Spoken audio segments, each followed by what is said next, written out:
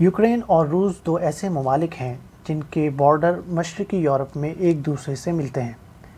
24 فروری 2022 کو روس نے یوکرین میں اپنی فوج بھیجی اور ملک پر قبضہ کرنے کی کوشش شروع کر دی۔ اس حملے نے بہت سے لوگوں کو حیران کر دیا کیونکہ یہ کئی دہائیوں بعد یورپ میں پہلی بڑی جنگ تھی۔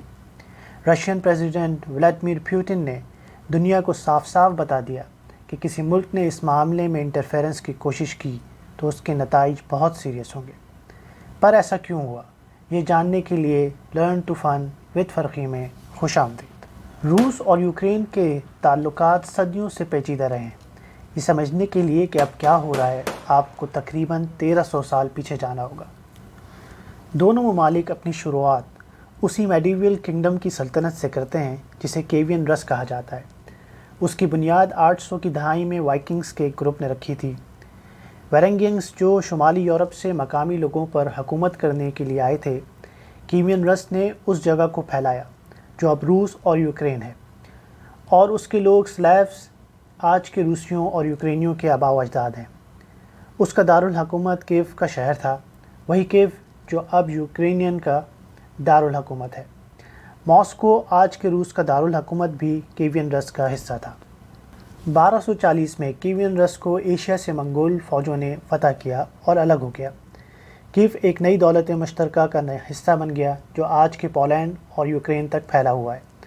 ماسکو منگول سلطنت کا مقامی دارالحکومت بن گیا۔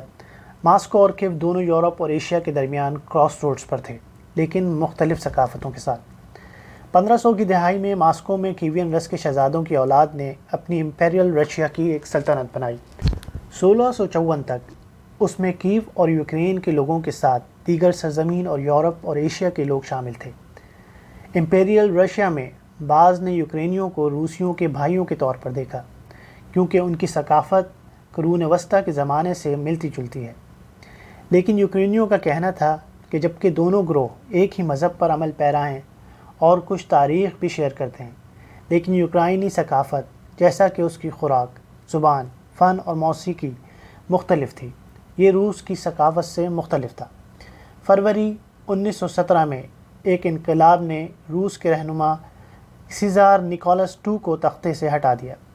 اسی سال ایک اور انقلاب نے سوویت یونین کے نام سے ایک نئی سلطنت قائم کی۔ کچھ یوکرینی نئے سوویت یونین میں شامل ہونا نہیں چاہتے تھے۔ انہوں نے اپنا ملک بنانے کی کوشش کی، لیکن سوویت یونین نے ان کی تحریک کو شکست دی اور اس کے بجائے یوکرینین سوویت سوشلسٹ ریپبلک تشکیل دے دیا۔ ان متعدد جمہوریہ میں سے ایک جنہوں نے اتحاد بنایا، سب سے پہلے اس نے یوکرینیوں کو اپنی ثقافت کو برقرار رکھنے اور اپنی مقامی حکومت چلانے کی اجازت دی، لیکن جب سوویت یونین کو خوف ہونے لگا کہ یوکرینی آزاد چاہتے ہیں تو انہوں نے ان کی طاقت چھین لی۔ 1991 میں سوویت یونین ٹوٹ گیا۔ یوکرین اور روس جو دونوں سوویت یونین کا حصہ تھے آزاد ملک بن گئے۔ 2013 میں یوکرین کے صدر وکٹر یانوکووچ چاہتے تھے کہ یوکرین روس کا وفادار رہے، اس لیے اس نے یوکرین کو یورپ کے قریب لانے کے لیے تجارتی معاہدے پر دستخط نہ کرنے کا فیصلہ کیا۔ یوکرائنیوں نے احتجاج کیا، یانوکووچ کو عہدے سے ہٹا دیا اور ایک ایسی حکومت کا انتخاب کیا جو روس کے بجائے یورپ کے حق میں ہو۔ روسی صدر ولادیمیر پوٹن نے دعویٰ کیا کہ ان مظاہروں کے باوجود یوکرین کے زیادہ تر باشندے روس کے ساتھ تعلقات چاہتے ہیں۔ انہوں نے یہ خدشہ بھی ظاہر کیا کہ یوکرین امریکہ اور یورپ کے ساتھ ایک فوجی اتحاد میں شامل ہو جائے گا جو روس کے لیے خطرہ ہوگا۔ 2014 میں روس نے جنوبی یوکرین کے ایک علاقے پر قبضہ کر لیا جسے کریمیا کہا جاتا ہے۔ اس نے ایسٹرن یوکرین میں فوجی اور ہتھیار بھی بھیجے۔ یہ دعویٰ کیا کہ وہ ان لوگوں کی مدد کر رہا ہے جو روس کا حصہ بننا چاہتے ہیں۔ اس کے بعد سے 8 سالوں میں تقریباً 14,000 افراد ہلاک ہو چکے ہیں اور 10 لاکھ لوگ لڑائی سے بچنے کے لیے فرار ہو چکے ہیں۔ فروری 2022 میں پوٹن نے پھر دعویٰ کیا کہ یوکرینی اور روسی ایک لوگ ہیں۔ وہ یوکرینیوں اور روسیوں کو برادر ممالک کے طور پر دیکھتا ہے اور کہتا ہے کہ چونکہ روس بڑا بھائی ہے اس لیے اسے کنٹرول ہونا چاہیے۔ زیادہ تر یوکرینی اس سے متفق نہیں ہیں۔ وہ اپنے صدر والڈیمیر زیلنسکی کے الفاظ سے متاثر ہوئے ہیں۔ انہوں نے پوٹن سے کہا کہ یوکرین کے باشندے امن چاہتے ہیں، لیکن اگر انہیں ضرورت پڑی تو وہ اپنے ملک کی آزادی کا دفاع کریں گے۔